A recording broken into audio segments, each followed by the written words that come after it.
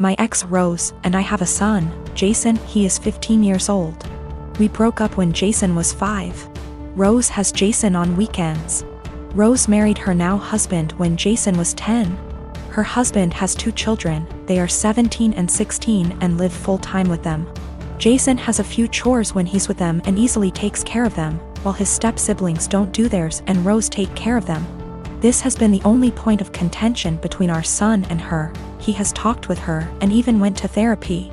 It was when Jason was 12 when we switched days. We stayed like that for a year and a half, but since things never really got better, we went back to our initial agreement. The situation is still the same, and a year ago Jason came to me complaining about it. I had run out of things to say to him when it comes to this subject, so I threw almost the same pep talk my old man said to me when I was about the same age as him. I told him that I understand that it sucks. While they can't do anything, you can do everything. You can cook, clean, do well in school, drive, handle your own money, and you even know how to handle the bills, and I'm not counting the things you've learned from your grandparents and your uncle. I can send you to live alone right now like my old man did with me, an inside joke. And I wouldn't worry, because even if you don't know how to do them, you take the time to learn. You are already ahead of many kids your age, even ahead of some adults. Do your part, and as long as she doesn't make you do their chores, let your mother take care of it. Just focus on spending time with her the way you've been doing so far. The world is going to hit your step-siblings hard one day. Jason took it well, and things have been going well until yesterday. He went out with his mother, and when they returned, they found their house a complete mess. I don't know what they did, but it was bad enough that Rose snapped and finally forced them to clean the house. The kids tried to get Jason to help them because they were struggling, but he refused, claiming it wasn't his mess. They kept nagging him, and Jason told them that I was right. They are really useless. His mother asked him if I really said that. He said I didn't, but it can be summed like that. He called me at night telling me that he probably got me in trouble and explained the situation. Rose with her husband came today about what I said. I told them that I never called them useless and explained what I said. But useless never leave their minds, and told me I'm an asshole and to stay out of their business. Rose and her husband comments were more about her kids, who I don't care, but when it comes to my son, of course I will. Jason wasn't standing there looking smug and calling them useless. He was in his room minding his business. The constant nagging and his mother's inability to stop them make him snap. That's when he called them useless. He knows he should ignore them or be more tactful, but I get it. His patience has limits just like everyone else. He apologized to his step-siblings before he came back to my house yesterday. He also apologized to me for kinda throwing me under the bus, but I told him it was unnecessary, everything cool between us. Why did he keep going to his mother? He wanted. Last year he was on the fence about going back, but after our talk, he finally accepted that his mother wasn't going to change, and he decided to work around that because he still wanted a relationship with her. Their relationship actually got better, but after what happened, their relationship is going to change. We have to wait if it is for better or for worse. Him and I talked, and he's still thinking about what to do, but he says that he'll probably do what he had planned last year. He will spend time with her but will not go to her house anymore. He's taking a few days to let things settle down, and then he'll let his mother know. She is not going to like it, but alas, she's not in a position to demand or ask. I have always been civil with my half-brother. We were close as kids, but he started to have an attitude at 13 and pretty much stopped being nice, and started messing with my things / making fun of me and doing pranks to annoy me / privacy. Was gone with him coming into my room and taking my things. Whenever I complained, my stepmom would normalize his behavior and make excuses. My dad never really grounded him and thought that talking to him will get him to behave better.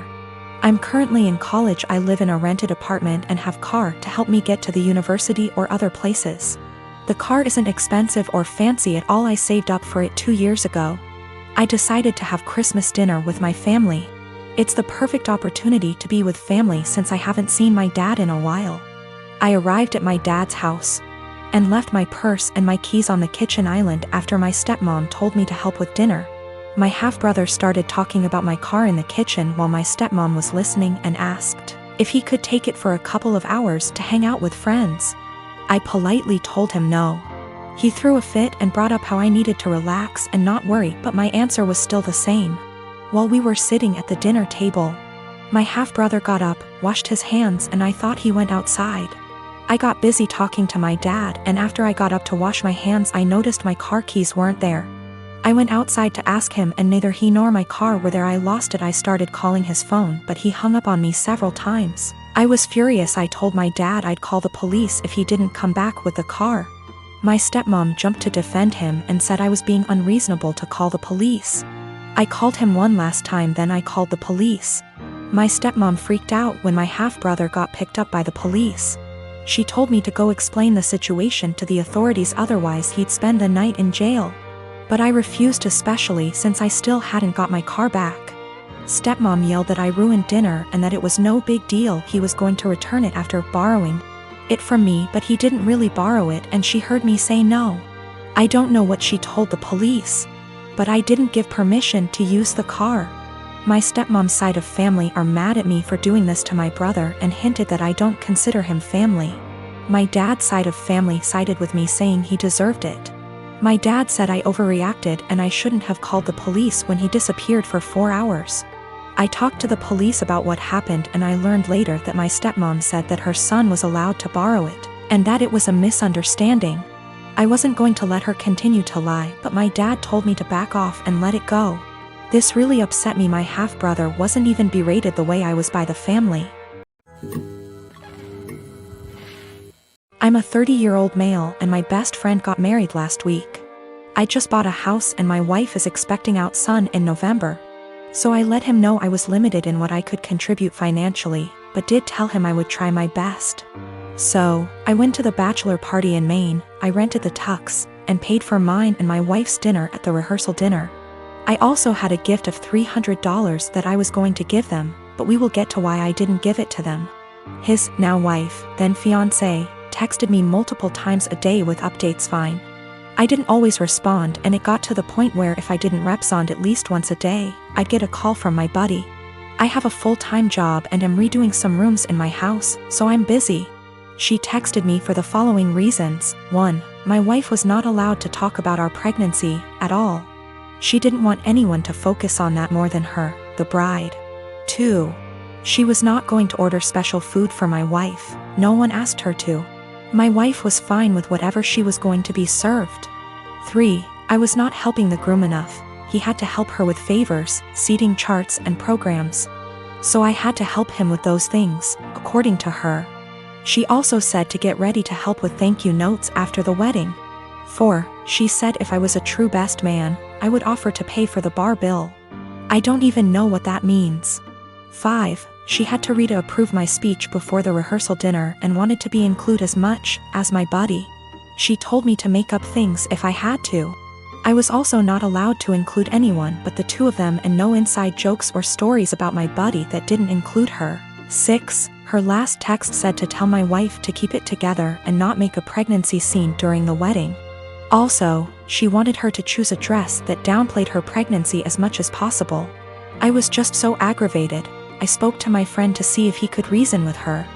He told me to just play ball on this one, it's her day, and to cut him a break, because he'd be dealing with her nonsense for the rest of his life. I was annoyed but calmed down. The day of, all the bride and my buddy do is scold me, berate me, and bark orders. I head down to the bar for a drink. The bride's mother is there and warns me not to get drunk because I've ruined her daughter's day enough. I didn't give them the card with the cash, and in the speech, I used my friend's exact wording about having to deal with her nonsense for the rest of his life. I wished them the best and told him I'd always be there for him, especially during the divorce. I'm 23. I've known I was adopted all along. For whatever reason, I became obsessed with learning more about my birth parents at age 13. I was told all my life that my parents met both of my birth parents before I was officially adopted. My mom was white from South America and my dad was white from Italy. They specified these two locations to explain why I had tan skin. As I was growing up, certain things about my physical makeup made me more curious about my birth parents. My hair was kept short as a kid, but as a teen I wanted to experiment. I grew it out and it grew out curly. Big curls, but still curly. This upset my parents, so they asked that I not grow it out. When I moved away for college, I began to let it grow again. I met my girlfriend in school. She is Black American, so she also helped me care for it. She once braided my hair before I FaceTimed my parents, who lost it on me for wearing it that way. Throughout my time in school, I still searched for my birth mom, but would always come up empty. My girlfriend hinted that there must have been a mistake with the information, even down to the name my parents claimed I had before they adopted me.